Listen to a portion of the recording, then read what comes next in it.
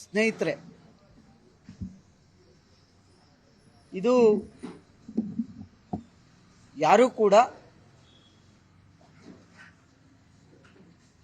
ಉದ್ದೇಶಪೂರ್ವಕವಾಗಿ ಆಗಿರ್ತಕ್ಕಂಥ ಘಟನೆ ಅಲ್ಲ.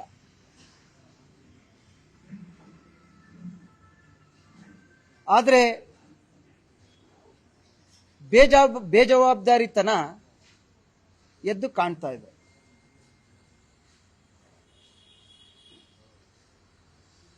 ಈ ಒಂದು ಪರಿಸ್ಥಿತಿನಲ್ಲಿ ರಾಜಕೀಯ ಕೆಸರಾಟ ಸರಿಯಲ್ಲ ಅಂತ ಹೇಳಿ ನಿನ್ನೆ ನಾವ್ಯಾರು ಚರ್ಚೆ ಮಾಡಿರಲಿಲ್ಲ.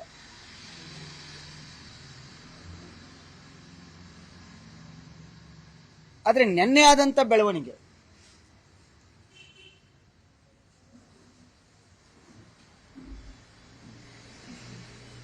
ಏನು ವಿಜಯೋತ್ಸವ ಆಗಿದೆ, ರಾತ್ರಿ 4 ಗಂಟೆ ತನಕ ಪೊಲೀಸ್ ಇಲಾಖೆ ಬೆಂಗಳೂರಿನಲ್ಲಿ ರಾಜ್ಯದ ಅನೇಕ ಕಡೆಗಳಲ್ಲಿ ಅವರವರ ಕರ್ತವ್ಯವನ್ನು ಸಾಧ್ಯವಾದಷ್ಟು ಮಾಡಿದ್ದಾರೆ.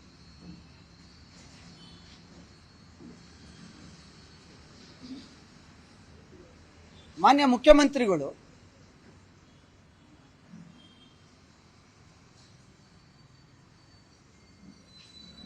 ಯಾರು ಇನ್ನೂ ಕೂಡ ಜೀವನವನ್ನೇ ನೋಡದೇ ಇರ್ತಕ್ಕಂಥ ಒಬ್ರು 35-36 ವರ್ಷದವ್ರು ಬಿಟ್ರೆ ಇನ್ಯಾರು 25 ವರ್ಷ ದಾಟಿಲ್ಲ. ಅಮೂಲ್ಯವಾದಂತಹ ಜೀವನವನ್ನ ಕಳ್ಕೊಂಡಿದ್ದಾರೆ. ಅವರ ಕುಟುಂಬಕ್ಕೆ ಏನಾಗಬೇಕು, ಏನೇ ಮಾಡಿದ್ರು ಕೂಡ ಹಾನಿಯನ್ನ ತುಂಬಿಕೊಡ್ಲಿಕ್ಕಾಗಲ್ಲ. ಆದರೆ ಅವ್ರಿಗೆ ಯಾರು ಆಧಾರ ಸ್ತಂಭ ಇದ್ದಾರೆ ಅವ್ರಿಗೆ ನೀವೇನ್ ಜವಾಬ್ದಾರಿಯನ್ನು ತಗೋಬೇಕು. ಒಂದು ಕಡೆ ಆ ನಿಟ್ಟಿನಲ್ಲಿ ತಾವು ಯೋಚನೆಯನ್ನ ಮಾಡಬೇಕು. ಎರಡನೇದು, ನೀವು ನಿನ್ನೆ 5 ಜನ ಪೊಲೀಸ್ನ ಅಧಿಕಾರಿಗಳನ್ನ ಸಸ್ಪೆಂಡ್ ಮಾಡಿ ಆದೇಶ ಹೊರಡಿಸಿದಿರಲ್ಲ, ನಾನು ನಿಮ್ಮನ್ನ ಈ ಮೂಲಕ ಕೇಳ್ತೇನೆ, ಇದು ನಿಮ್ಮ ಮನಸ್ಸಾಕ್ಷಿಗೆ ಒಪ್ಪುತ್ತಾ? ನೀವು, ನಾನು ಆಗ್ಲೇ ಹೇಳಿದೆ, ಇದು ಯಾರು ಉದ್ದೇಶಪೂರ್ವಕವಾಗಿ ಆಗಿರ್ತಕ್ಕಂಥ ಘಟನೆ ಅಲ್ಲ, ನೆಗ್ಲಿಜಿಯನ್ಸ್ ಇಂದ ಆಗಿದೆ.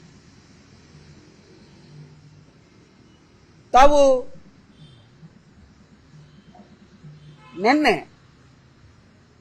ನಿರ್ದಾಕ್ಷಿಣ್ಯವಾಗಿ ಕ್ರಮವನ್ನು ತೆಗೆದುಕೊಳ್ತೇವೆ ಅಂತ ಹೇಳಿ ರಾಜ್ಯದ ಜನತೆಯನ್ನ ಕಣ್ಣೊರೆಸ್ಲಿಕ್ಕೋಸ್ಕರ ನೀವು ರಾತ್ರಿ 4 ಗಂಟೆ ತನಕ ಕೆಲಸ ಮಾಡಿದಂಥ ಪೊಲೀಸ್ ಇಲಾಖೆ ಮೇಲೆ ನೀವು ಕ್ರಮ ತೆಗೆದುಕೊಳ್ಳೋದಾದ್ರೆ, ಮೊದಲು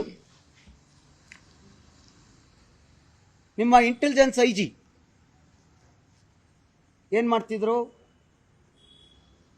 ನಾನು ಅವ್ರನ್ನ ಕ್ರಮ ತಗೊಳ್ಳಿ ಅಂತ ಹೇಳ್ತಾ ಇಲ್ಲ, ಅವ್ರು ನಿಮಗೆ ರಿಪೋರ್ಟ್ ಕೊಡ್ಲಿಲ್ವಾ? ಆಯ್ತು. ನಿಮ್ಮ ಗೃಹ ಇಲಾಖೆ ಕಾರ್ಯದರ್ಶಿ ಏನ್ ಮಾಡ್ತಿದ್ರು?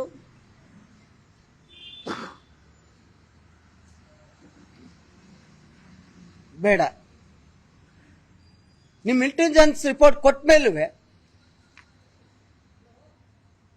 ನೀವು 2 ಕಡೆ ಕಾರ್ಯಕ್ರಮ ಅನುವು ಮಾಡ್ಕೊಡಕ್ಕೆ ಅವಕಾಶ ಕೊಟ್ರಲ್ಲ, ನಿಮ್ ಚೀಫ್ ಸೆಕ್ರೆಟರಿ ಏನ್ ಮಾಡ್ತಿದ್ರು?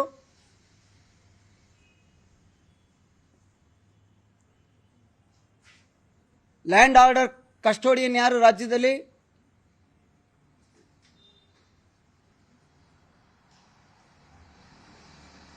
ತಾವು ಇವತ್ತು ಆರ್ಸಿಬಿ, DNA, KSCA ಅವರ ಬಂಧನಕ್ಕೆ ಆದೇಶ ಮಾಡಿದಿರಲ್ಲ,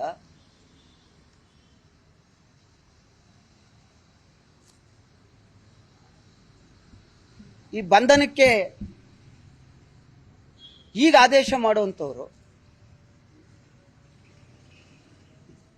ಬರೀ ಗೆದ್ದಂತ ಕೆಲವೇ ಗಂಟೆಗಳಲ್ಲಿ ವಿಧಾನಸೌಧ ಮುಂದೆ ವಿಜಯೋತ್ಸವ ಆಚರಣೆ ಮಾಡಿ ಸಂಭ್ರಮಣ ಮಾಡಬೇಕು ಅಂತ ಹೇಳಿ ತೀರ್ಮಾನ ತಗೊಂಡ್ರಲ್ಲ, ಇದಕ್ಕೆ ಪೂರ್ವಭಾವಿ ಸಭೆ ಆಯ್ತಾ?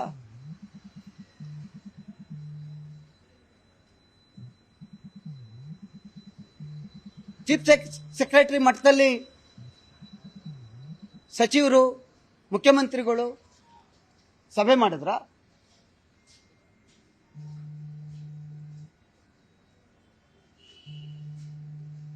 ಆಡಳಿತ ವೈಫಲ್ಯ ಎದ್ದು ಕಾಣ್ತಾ ಇದೆ.